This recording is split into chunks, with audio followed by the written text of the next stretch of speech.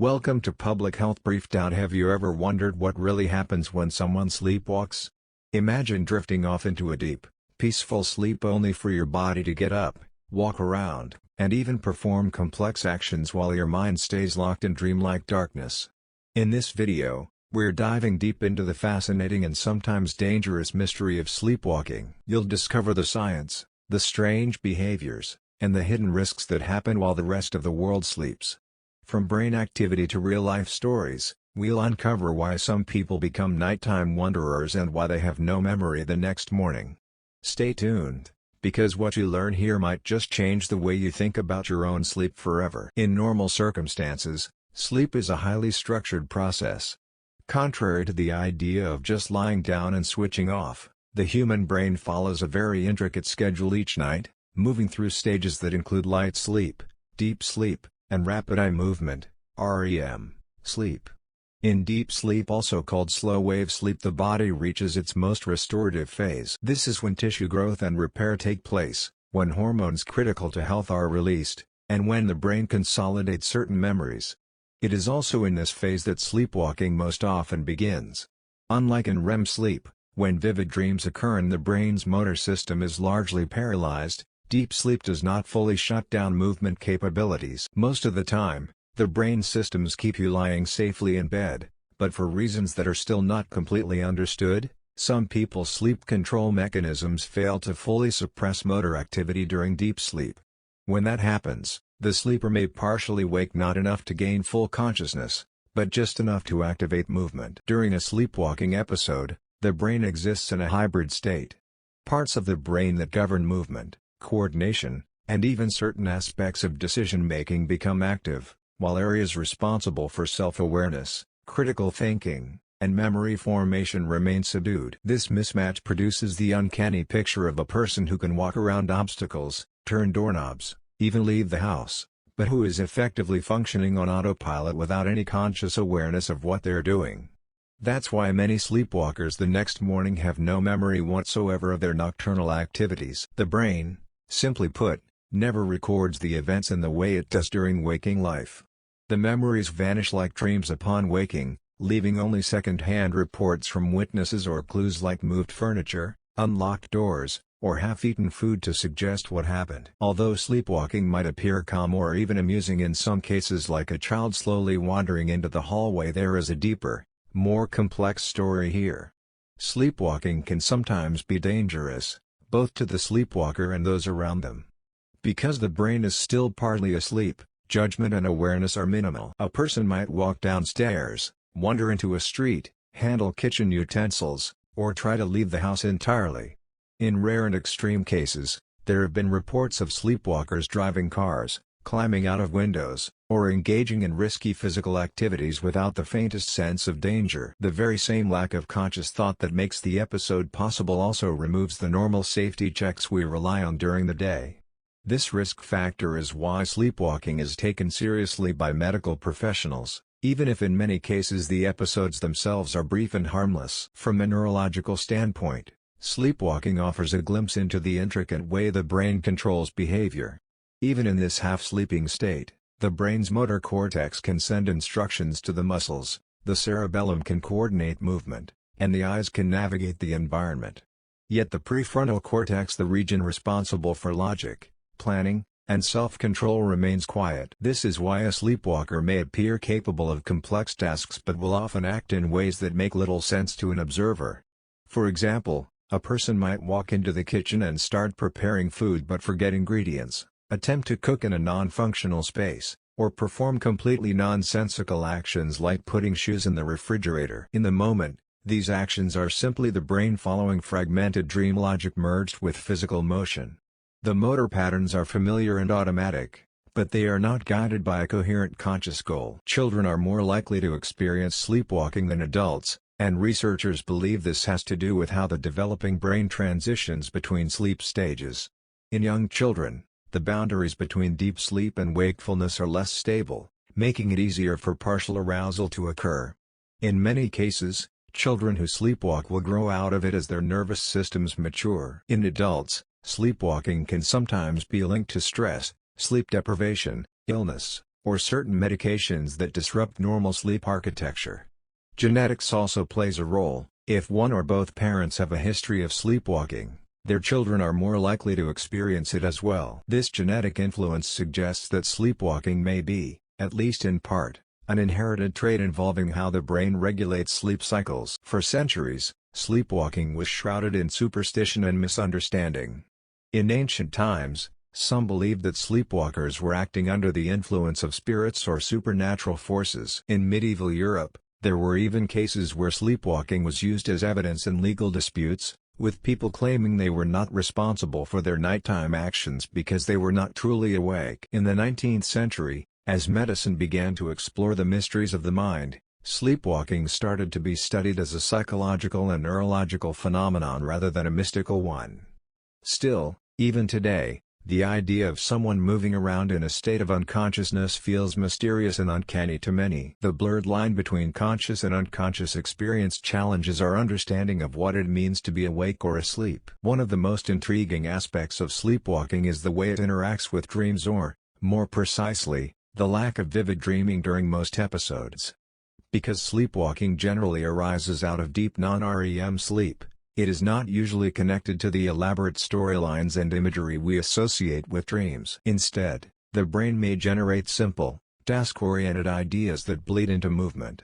A sleepwalker might believe, on some subconscious level, that they need to go to work or check on something and will physically act on that belief. Occasionally, when sleepwalking occurs close to a REM period or overlaps with another sleep disorder, the person might integrate dream content into their actions, but this is less common.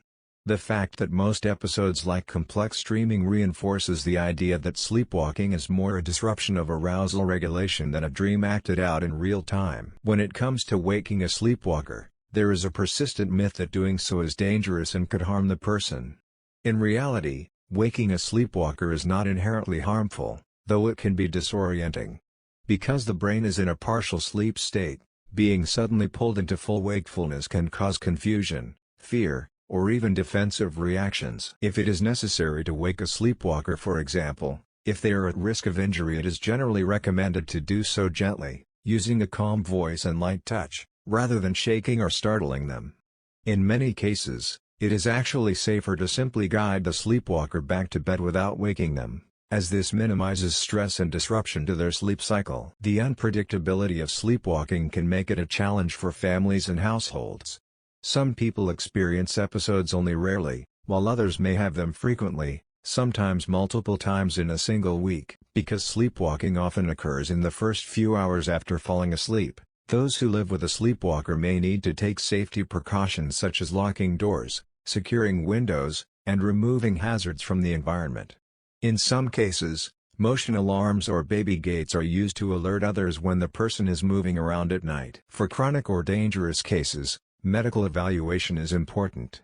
A sleep specialist can perform a polysomnography, a detailed overnight sleep study to observe the person's brain waves, breathing, heart rate, and muscle activity, which can help identify triggers or related sleep disorders. Interestingly, sleepwalking exists on a spectrum with other parasomnias, a category of sleep disorders that involve unusual behaviors during sleep. These include sleep talking, night terrors, confusional arousals, and REM sleep behavior disorder.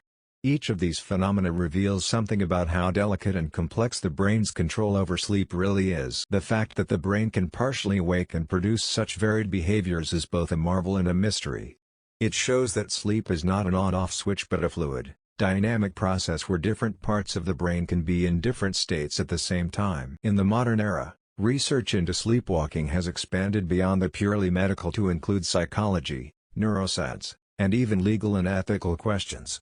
Cases in which crimes have been committed during apparent sleepwalking episodes raise profound questions about intent, responsibility, and consciousness. While such cases are extremely rare and often controversial, they force us to consider how much control we truly have over our actions in altered states.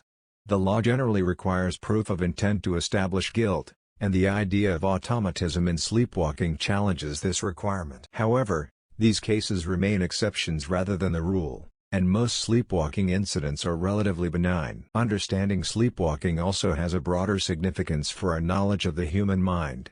It reminds us that consciousness is not a binary state but a spectrum, with many shades in between.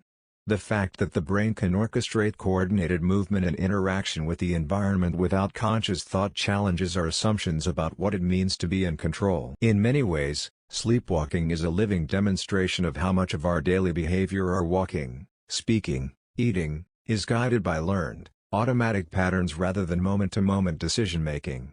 When those patterns are released in the absence of full awareness, they can still play out, but without the guiding influence of intention. As research progresses, scientists are also looking into the genetic and neurochemical underpinnings of sleepwalking. There is evidence that certain variations in genes involved in sleep regulation and arousal thresholds may predispose individuals to episodes. Hormonal factors, neurotransmitter balance, and even immune system activity during illness can influence whether a person sleepwalks. This complexity makes sleepwalking both difficult to predict and challenging to treat. In some cases, improving sleep hygiene such as maintaining a regular sleep schedule, reducing stress, and avoiding alcohol or sedatives before bed can significantly reduce episodes. In others, medication or therapy may be necessary to address underlying sleep disorders or mental health conditions contributing to the problem. While science can explain much of the mechanism behind sleepwalking, there is still something undeniably eerie and compelling about the image of someone moving through the night, eyes open but mind elsewhere, a stranger in their own home. For those who experience it, sleepwalking can be a source of embarrassment, inconvenience, or anxiety, especially if they worry about safety or the reactions of others. Yet it can also be an opportunity to learn more about how their mind and body function in sleep. In this way, sleepwalking invites us to reconsider the simplistic idea that sleep is merely turning off. Instead, it reveals that sleep is an active, dynamic state with many hidden dimensions, and that even in our most vulnerable hours, the brain is far from idle. Ultimately, the secrets of sleepwalking lay in the intersection of biology, psychology, and personal experience. Each episode is a fleeting moment when the boundaries between worlds grow thin, between wakefulness and dreaming, between deliberate action and unconscious movement, between the familiar and the strange. As science continues to map the hidden terrain of the sleeping mind, we may one day fully understand why some of us walk when we should be resting. Until then, the sleepwalker will remain a nocturnal traveler in the shadowlands of consciousness, a reminder that even in our sleep, we are never entirely still. So our conclusion and call to action. Sleepwalking is more than just a strange bedtime quirk, it's a powerful reminder of how complex and mysterious the human brain really is.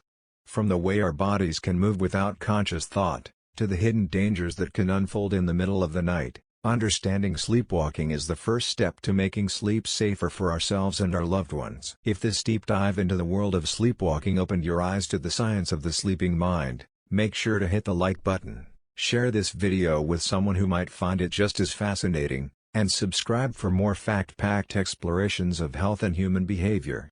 Until next time, sleep well and maybe keep an extra eye on what happens after lights out.